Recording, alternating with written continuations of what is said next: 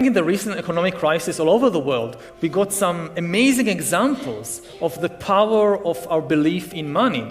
At the height of the economic crisis, I think 2 or 3 years ago, the Federal Reserve in the US was creating every day $3 billion out of nothing. They created altogether $1 trillion during that year, simply by going into the computer and adding a few zeros somewhere. That's it. I mean, today you don't even print the money. Most money is not even printed. It's just electronic data.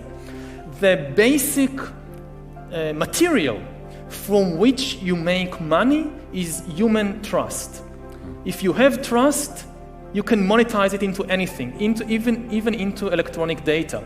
So despite the recent hits that the capitalist system has had since 2008, still the amount of trust that most people in the world have in the capitalist system is incredible.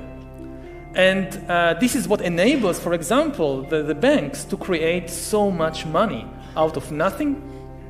You have trust in money and in the systems that produces money. You have also trust in the basic capitalist stories that say, first of all, maybe the most basic story of all of capitalism is the answer to all problems. The key to all the questions that bother us is economic growth. No matter what you want, in the long term, the only way to achieve it is economic growth. You want equality, you want freedom, you want employment, you want democracy, you want peace, name it. It's through economic growth, and if there will not be economic growth, in the long run, you won't have any of that. On the personal level, this translates into another extremely powerful myth, the myth of consumerism, which is part of this package, that if you have any problem on the personal level, the solution is to buy something.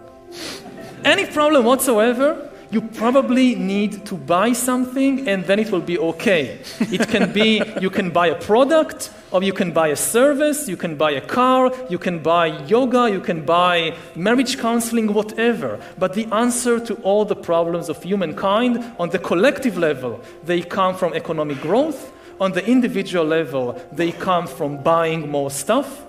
And still, the vast majority of the population, certainly in Europe and most of the world, they believe in these stories.